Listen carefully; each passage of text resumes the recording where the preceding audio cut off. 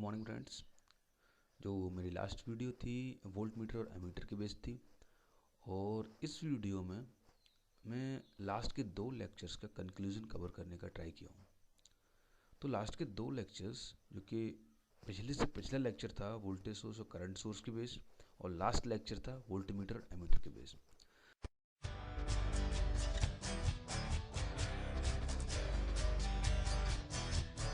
तो इसका जो कंक्लूजन की जब मैं बात कर रहा हूँ तो इस कंक्लूजन में मैं इसकी रेजिस्टेंस वैल्यूज़ की बात करूँगा। इसकी रेजिस्टेंस वैल्यू की बात करूँगा।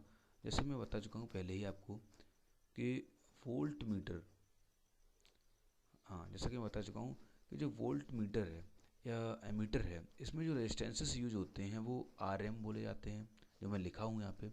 और वोल्टेज सोर्स करंट उसमें यूज़ होने वाले रेजिस्टेंस को मैं RS बोल रहा हूँ, सोर्स रेजिस्टेंस। तो क्योंकि वोल्टेज सोर्स के सीरीज़ में कनेक्ट होता है रेजिस्टेंस, इसीलिए इसकी वैल्यू में स्मॉल रखते हैं। क्या इसकी वैल्यू को हम स्मॉल रखते हैं? ये देखिए, इसकी वैल्यू भी स्मॉल है, और यही फिर आइडियली आपकी देखिए ज़ीरो हो जाती है। और करंट सोर्स में मैंने दिखाया था कि जो सोर्स रेजिस्टेंस इन RS है वो पैरेलल में कनेक्टेड है, और पैरेलल में कनेक्टेड होने के कारण उसकी वैल्यू लार्ज है, और जो कि आइडियली इनफाइनाइट हो जाती है। लार्ज है और आइडियली इनफाइनाइट हो जाती है, और ये आइडियली ज़ीरो हो गई थी। अगर ये बात हम वोल्ट मीटर या मीटर के केस में करें तो वोल्ट मीटर में जो RM रेजिस्टेंस होता है वो लार्ज होता है, क्योंकि पैरेलल में कनेक्ट होता है। मैं दिखा चुका हूँ कि वोल्ट मीटर में रेजिस्टेंस पैरेलल में कनेक्टेड है, और यही फिर हम ओपन टर्मिनल को वोल्टेज को यूज़ करने के लिए यूज़ करते हैं। तो RM क्योंकि प्रैक्टिकली लार्ज है तो यही आइडियली फिर इनफाइनाइट हो जाता है। प्रैक्टिकली लार्ज है, आइडियली इनफाइनाइट हो जाता है। और एमीटर में जो RM है वो क्योंकि सीरीज में कनेक्टेड होता है, इसलिए प्रैक्टिकली स्मॉल है और आइडियली ज़ीरो हो जाता है। तो यहाँ से जो मैं कंक्लूजन निकाला हूँ ये रेजिस्टेंसेस के बेस पे है। इस कंक्लूजन को आप माइंड में रखकर न्यूमेरिकल्स जब अप्लाई करेंगे तो काफ़ी चीज़ें आपको ध्यान में रहेंगी और अच्छे से न्यूमेरिकल अप्लाई कर पाएंगे, जो कि IIT में आए हैं, या मतलब जो कि IIT ने गेट के एग्ज़ाम में दिए हैं, और कुछ और भी न्यूमेरिकल्स हैं बुक्स में, इसी बेस पे हो जाते हैं। तो ये सेशन मेनली मेरा मोटिव है कि इसमें आपको न्यूमेरिकल्स कराए जाएँ। तो ये न्यूमेरिकल बेस्ड सेशन है, जिसमें मैंने नीचे काफ़ी न्यूमेरिकल्स लिए हैं। आई थिंक 4 to 5 न्यूमेरिकल्स लिए हैं, जिसको मैं आपको यहीं बताऊंगा इनमें करना क्या है और कैसे करना है, ये सब मैं बताऊंगा अभी आपको।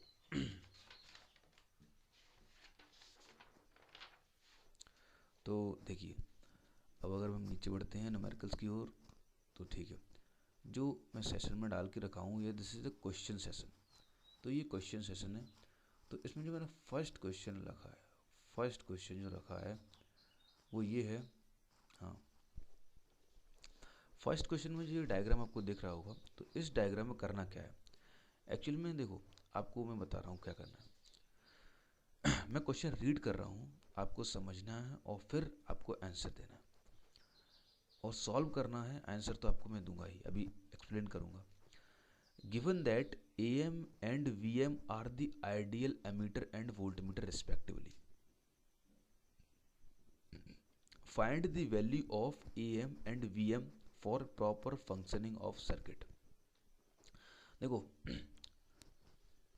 अगर मैं यहाँ पर क्वेश्चन में आइडियल ना बोलता, अगर मैं एमीटर और वोल्टमीटर को आइडियल ना बोलता, फिर भी ये अंडरस्टैंड किया जा सकता था। जैसे देखिए आप, ये देखिए, ये जो है ये एमीटर है, ये है आपका एमीटर, ये एमीटर है। अब कोई सोच सकता है कि ये 1 ओम इन्होंने क्यों नहीं लिया। देखो 1 ओम इज उतना स्मॉल नहीं है जितना कि एमीटर के साथ सीरीज में होना चाहिए था। एमीटर के साथ हमेशा सीरीज में जो रेजिस्टेंस होता है बहुत स्मॉल होता है, और आइडियली तो वो ज़ीरो होता है। और वोल्ट मीटर के साथ जो पैरेलल में रेजिस्टेंस होता है वो बहुत लार्ज होता है, और आइडियली तो वो इनफाइनाइट हो जाता है। बट यहाँ पर जो 2 ओम दिख रहा है आपको, ये सर्किट में 2 ओम दिख रहा है, ये इनफाइनाइट नहीं है। और यहाँ जो 1 ओम दिख रहा है ये ज़ीरो नहीं है या स्मॉल नहीं है। इसलिए यहाँ पर आपको जो AM और VM दिए हैं, एमीटर और वोल्टमीटर दिए हैं पैरेलली, तो ये दोनों प्रैक्टिकल ना बोल के आइडियल हैं, क्योंकि इसमें इनके जो पैरेलल सीरीज में रेजिस्टेंस तो दिए हैं, लेकिन वो रेजिस्टेंस न तो एमीटर के केस में ज़ीरो है या स्मॉल है, और न वोल्ट मीटर के केस में वो इनफाइनाइट है या बहुत लार्ज है। वो 2 ओम है, वो 1 ओम है। तो करना क्या है यहाँ पे, हमें ए एम और वी एम की वैल्यू बतानी है। तो मैं बोल चुका हूँ, क्योंकि ये आइडियल एमीटर है और नहीं बोलता फिर भी आइडियल दिखता है ये। तो आइडियल एमीटर का केस क्या है, मैंने बोला कि फोकस किस पे करना है कि ammeter measure short circuit voltage, sorry short circuit current, और voltmeter measures open terminal voltage. इसका मतलब क्या हुआ, ये देखिए, ये मैं डॉटेड स्ट्रक्चर हटा देता हूँ, ये डॉटेड स्ट्रक्चर हटा देता हूँ।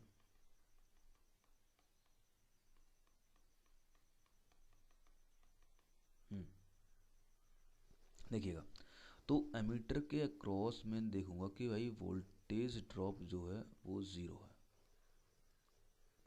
0 वोल्ट है, और आइडियली इसके अक्रॉस जो करंट है वो 0 एम्पियर है। ठीक है, तो ये डायग्राम में अब मुझे करना क्या है, एक्चुअली में अगर इसमें कोई करंट जा नहीं रहा है तो पूरा करंट जो आ रहा है सर्किट वोल्टेज सोर्स से इधर से घूमता हुआ जो करंट आ रहा है ऐसा, ये 2 ओम के अक्रॉस निकल जा रहा है, और इसके अक्रॉस कोई वोल्टेज ड्रॉप नहीं है, तो इस ब्रांच का टोटल जो वोल्टेज ड्रॉप है वो 1 ओम के अक्रॉस ही होगा। तो मैं यहाँ से एक केवीएल लगाता हूँ। सिंपली जब मैं केवीएल लगाऊंगा तो यहाँ पे जो आई की वैल्यू होगी, आई की वैल्यू, ये देखिए आई की वैल्यू, ये आई की वैल्यू ही एमीटर यानी एएम की रीडिंग होगी और एएम की वैल्यू होगी, और इस वाले 2 ओम के अक्रॉस ड्रॉप वोल्टेज जो होगा, 2 ओम के अक्रॉस जो ड्रॉप वोल्टेज होगा, यही आपका वोल्ट मीटर का मेजर होगा, या वोल्ट मीटर की वैल्यू होगी, या वीएम की वैल्यू होगी। तो पहले हम आई की वैल्यू कैलकुलेट कर लेते हैं। तो आई की जो वैल्यू है, आई की जो वैल्यू है वो देखिए आप, आई की जो वैल्यू है वो आ जाएगी, केवीएल लगाओ, नहीं तो सीधा दिख भी रहा है सर्किट में, 5 divide by sum of 2 resistances 1 plus 2, ये हो गया आपका 5/3 एम्पियर। ठीक है, इसे हम सॉल्व कर लेंगे तो ये आ जाएगा 1.667 एम्पियर। ठीक है, तो जो सेकंड है ये तुम्हारी एम की वैल्यू हो जाएगी, इसे मैं ये बोल सकता हूँ कि this is the value of A M. Okay, थोड़ा सा प्रॉपरली काम कर गया। ठीक है, तो इसमें मैं ऐसे भी बोल सकता हूँ कि ये ए एम की वैल्यू है, और ए एम की वैल्यू बराबर कितना आ गई आपका 1.667 एम्पियर।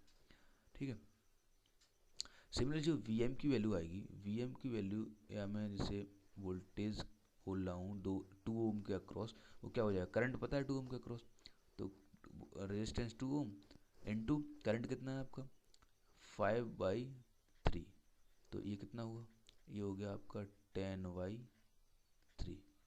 तो ये वी एम की जो वैल्यू आई, वी एम की जो वैल्यू आई वो आती है आपकी, हाँ, वी एम की जो वैल्यू आ रही है वो आ रही है 3.33 वोल्टेज में आएगी। तो एक ये वैल्यू हो गई और एक ये वैल्यू हो गई, तो ए एम और वी एम की वैल्यू आ चुकी है। वैसे आप लोगों ने ये सॉल्व कर ही लिया होगा। तो मैं नेक्स्ट क्वेश्चन में चलता हूँ। जो नेक्स्ट क्वेश्चन है वो देखिए आप,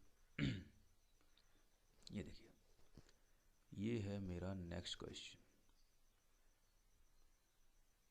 नेक्स्ट क्वेश्चन देखिए,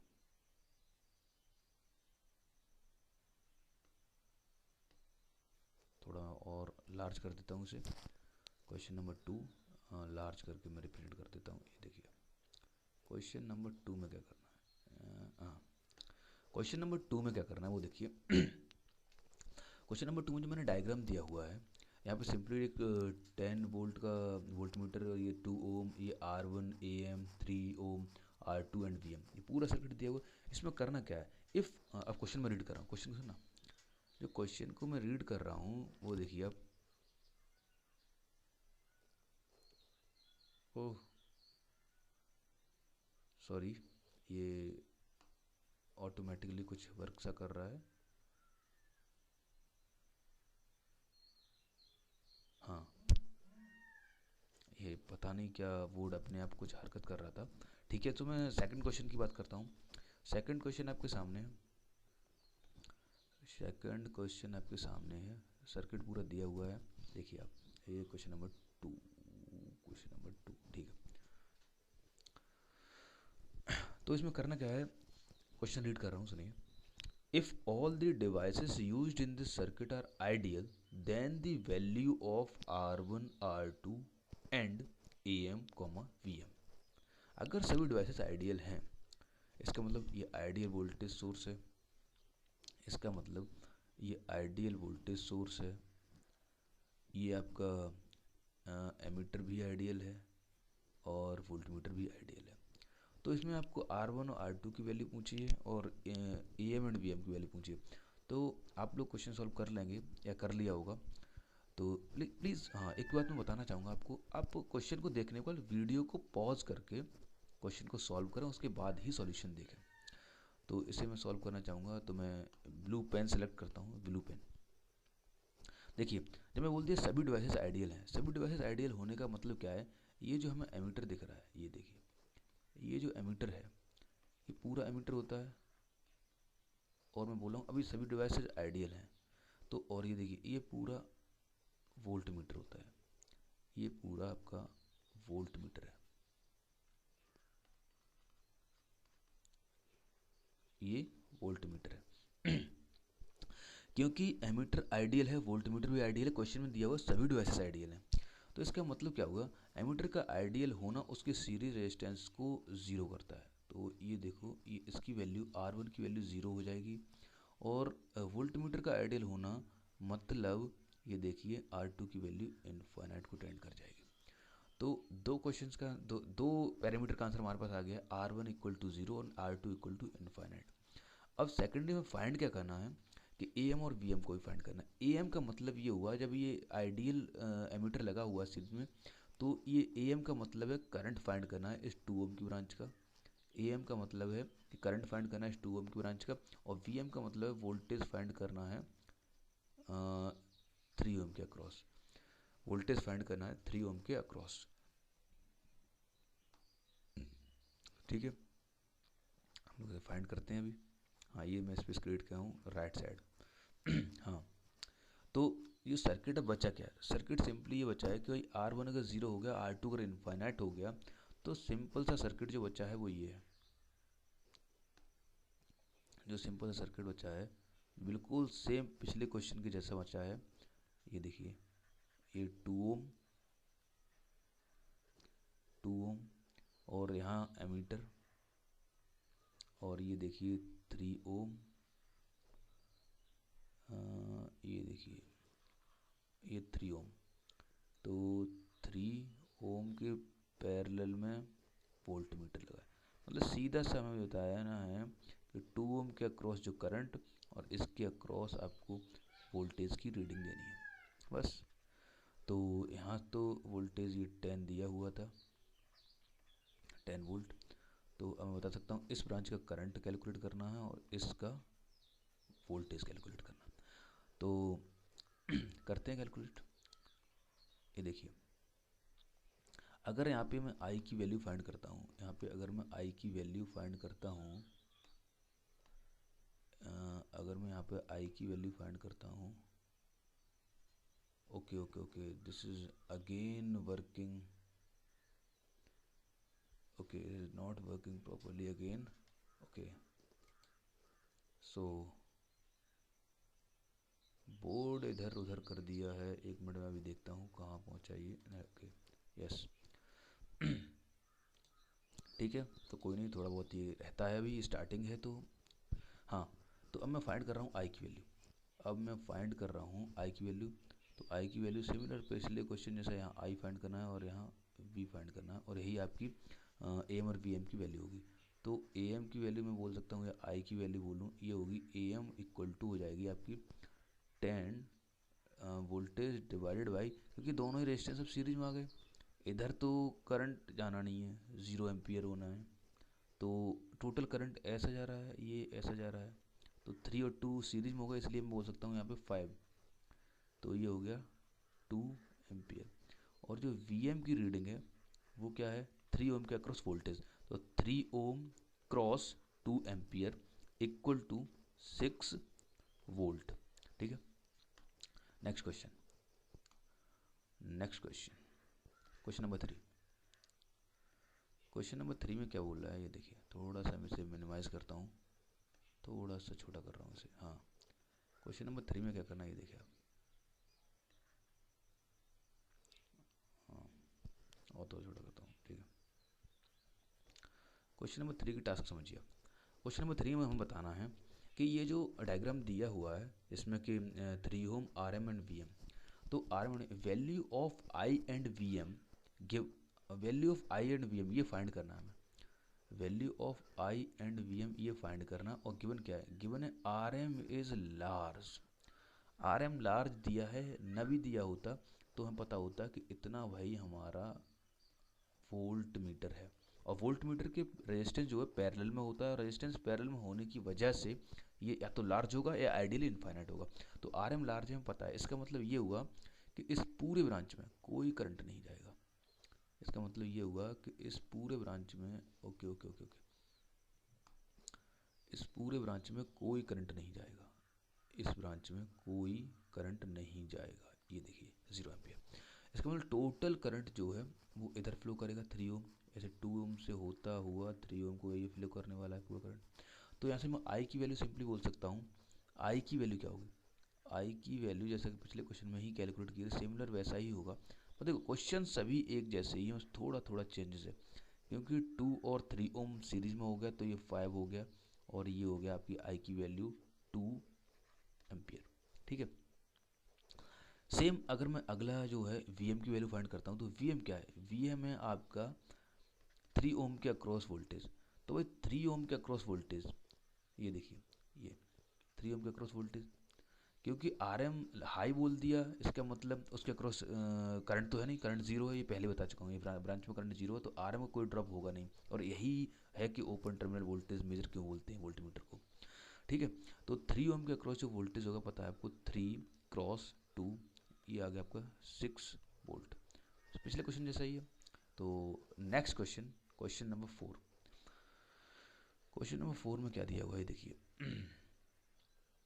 क्वेश्चन नंबर 4 साइज थोड़ा छोटा करता हूँ, ये देखिए, ठीक है, साइज थोड़ा सा छोटा किया मैंने, और इसमें दिया है देखो, दिस सर्किट इज वैलिड, मैं क्वेश्चन यहीं लिख दिया हूँ, this circuit is valid only if, question दिया हुआ है कि 2 वोल्टेज सोर्स, देखिए ये क्वेश्चन वोल्टेज सोर्स पे है, क्वेश्चन वोल्टेज सोर्स पे है कि 2 वोल्टेज सोर्स दिए हुए हैं, एक वोल्टेज सोर्स ये है आपका,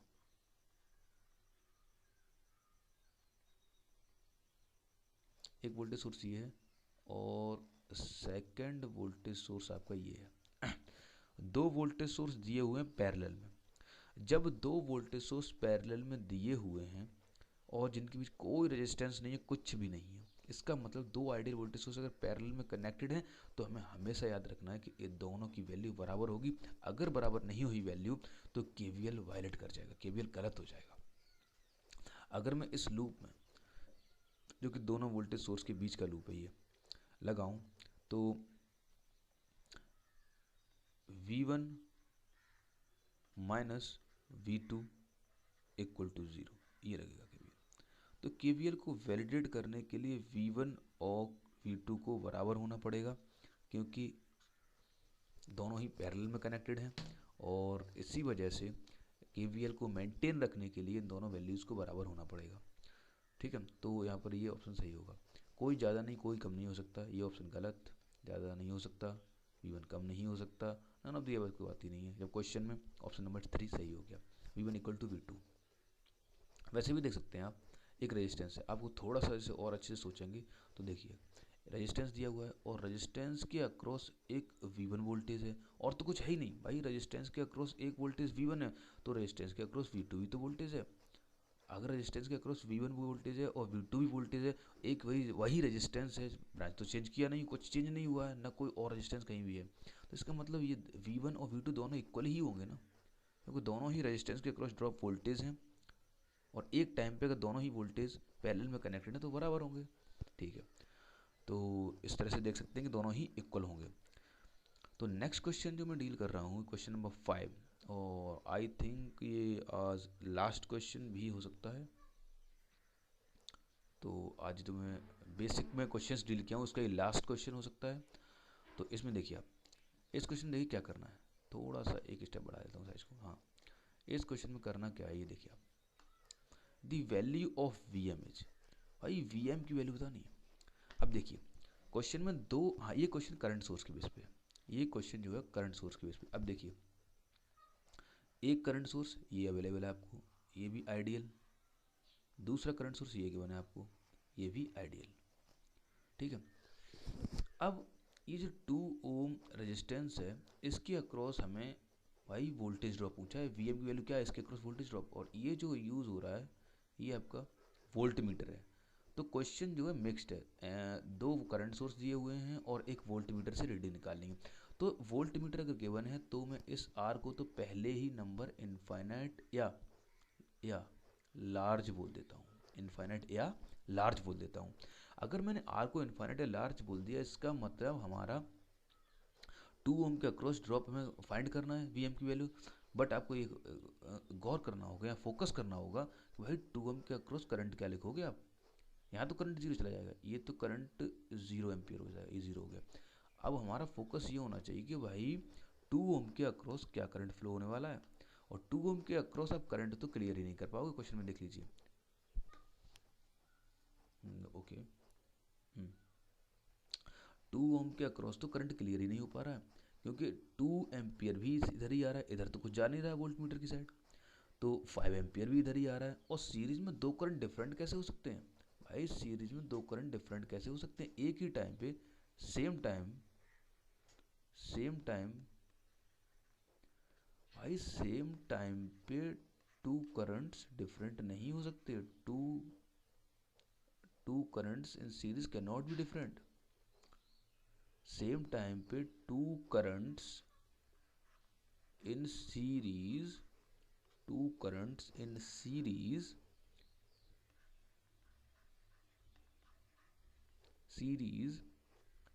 cannot be different। भाई सीरीज में अगर दो करंट्स हैं और पैरेलल में अगर दो वोल्टेज हैं तो इक्वल ही होना पड़ेगा, I1 इक्वल टू I2, यही वैलिडेट है। और यहाँ तो भाई मैंने 2 और 5 दे दिए हैं, ये तो इक्वल है ही नहीं, इसका मतलब ये गलत है। तो देखिए ऑप्शंस जो मैंने सेट किए हैं इसमें क्या दिए, पहला ऑप्शन मैंने 4 वोल्ट बोला, आप में से कुछ लोग क्या करते हैं कि 2 एम्पियर करंट मान सकते हैं, भाई ये तो आगे दिख रहा है, 5 तो पीछे है, आगे वाला दिख रहा है तो यही नज़दीक है, ऐसा हो सकता है कि 2 ओम के अक्रॉस केवल 2 एम्पियर हो, बट ये गलत है, आगे पीछे कुछ नहीं होता, सीरीज में सीरीज होता है बस, आगे पीछे नहीं होता। तो कोई ये बोल सकता है कि भाई 2 × 2 4 वोल्ट हो जाएगा, ये गलत है, नहीं हो सकता, ऐसा कर ही नहीं सकते, फिगर ही इनवैलिडेटेड है। ठीक है, तो जब इनवैलिड फिगर है तो वहाँ कोई किसी केवीएल केसीएल ओम्स लॉ की बात ही नहीं करेंगे। हाँ, दूसरा ऑप्शन मैंने सी सेट किया, सॉरी बी ऑप्शन सेट किया, इसमें 10 वोल्ट दिख रहा है, भाई 10 वोल्ट कुछ लोगों को मानना हो सकता है, अच्छा चलो 2 एम्पियर ना हो गया भाई, 5 एम्पियर ज़्यादा है तो ज़्यादा वाला होना चाहिए, बट मैंने बोला ना कम ज़्यादा कुछ होता है, ना दूर और पास कुछ होता है, तो ये भी गलत है। सी ऑप्शन मैंने सेट किया, कुछ लोग जो ज़्यादा बुद्धिजीवी हो सकते हैं वो ये सोच सकते हैं कि भाई 5 और 2 दोनों ऐड कर लेते हैं, 7 हो जाएगा, और 7 ड्रॉप अगर हो गया तो 2 × 7 भाई 14 हो जाएगा, कुछ लोग ऐसा बोल सकते हैं, बट ये भी इनकरेक्ट है। भाई सीरीज में करंट से ऐड नहीं होते, सीरीज में पूरी ब्रांच में एक ही करंट फ्लो करने वाला है, करंट्स हमेशा पैरेलल में ऐड होते हैं, वोल्टेज सीरीज में ऐड होते हैं, तो इसका मतलब can not be calculated is correct answer, can not be calculated is correct answer.